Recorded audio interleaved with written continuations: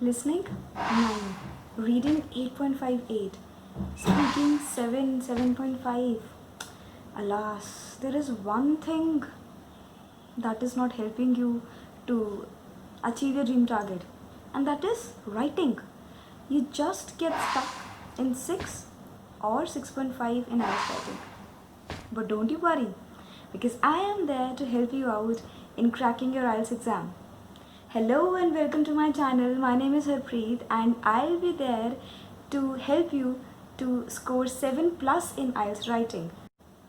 I have heard from numerous IELTS aspirants that there is one bottleneck that doesn't allow them to achieve the target score, and that is not being able to score 7 plus in IELTS writing. I know students have complained several times that even after working very hard, practicing the writing part day and night, and taking the exam also several times, nothing comes to their rescue. Because they are just stuck at either 6 or 6.5 in IELTS writing, and that is why they are not able to file for the PR, that is the permanent residency in any country, may it be Canada or Australia or any other country. But don't you worry, because now I have come up with 5 such tried, tested and trusted methods that will help you to score above 7 bands in IELTS writing. And I would be sharing a jackpot with you that is the most crucial step to dive into the 7 band score category. So, without further ado, let's get started. The very first thing that you need to do is start writing 5 paragraphs instead of writing the traditional 4. That means you need to write 3 body paragraphs along with 1 introductory and 1 concluding paragraph. This will aid you in writing all your points clearly in separate paragraphs by properly elaborating them without mixing any of the points. So when the examiner is able to clearly understand your stance or your ideas, then definitely he is going to give you comparatively more bands, right? Now, having said that, you might be wondering that how would I write and what would I write in so many paragraphs? How can I write so much? So let me tell you here that you need to write one clear idea in one body paragraph. Yes, do not try to mix and match all your ideas in all the paragraphs, but clearly write one idea in one paragraph, explain it properly, give its example, and then move on to the second paragraph. None of your paragraphs should jumble up. None of the paragraphs should repeat anything, right? So every paragraph should be having a separate idea. Then only you will be able to write all the points clear.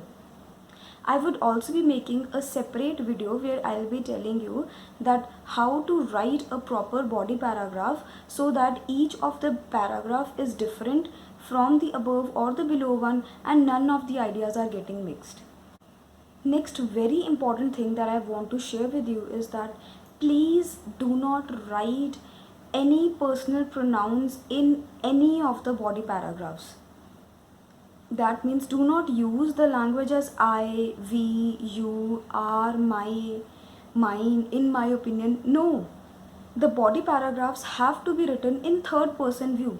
Like a person thinks that, an individual, one person is of the view that, society believes that, children are of the view, some things of that sort.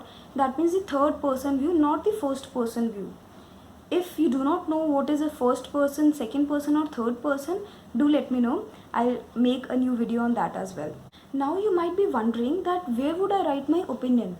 So please do not write your opinion in any of the body paragraph unless it has been specifically told in the question. Now, if the question says that write down both points of views and give your opinion, or do you agree or disagree with this question and give your opinion, what are the advantages and disadvantages of the question and give your opinion. Wherever in the question it is specifically mentioned that give your opinion, only in that question you will make a separate paragraph for writing down the opinion. Otherwise, the opinion either is to be told in the introduction or it can be included in the concluding paragraph. Now, conclusion may, what is there, In the conclusion, you can write the summary as well as the opinion. Summary of all the body paragraphs and a separate line for your opinion. That means in the conclusion, you can give a reason as well. Otherwise, please do not include your opinion in any of the body paragraph if it has specifically been not told in the question, alright? Now here comes the jackpot point. I'm sure many of you might not be aware of this. It is regarding the introductory paragraph, the introduction. And I am talking about the outline sentence. So, my suggestion is that after straight away paraphrasing the question in the introduction, don't just start writing the thesis sentence. Thesis is like this paragraph would talk about, or this essay would talk about the problems and solutions in upcoming lines, or I agree with this question and similar points would be discussed in further lines or further paragraphs. Please don't write like that. Here you need to write down the outline sentence. So let me tell you in detail what do I call as an outline sentence. So an outline sentence will tell the examiner as to what points you will be writing in further paragraphs. It specifically clearly tells that what is the most strongest point of your essay, on which point your essay rests. Outline sentence basically tells you that this point you will be discussing in the further body paragraphs. So it basically creates an outline, a border for your essay.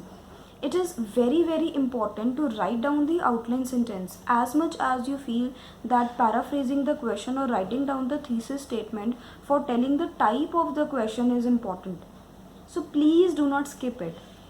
If you want me to share a video with you based on the introduction, how to write the introduction in an essay, do let me know. I'll definitely make one video on the same as well, so that you are able to score your target score.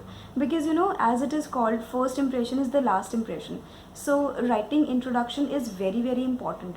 And if you have written the outline sentence also clearly, the examiner will understand that what points will you be discussing in the further body paragraphs. And if you have written the same, then definitely he is going to give you 7+ in your IELTS writing. I have suggested all these methods to my students and they have been able to score 7+ in their IELTS.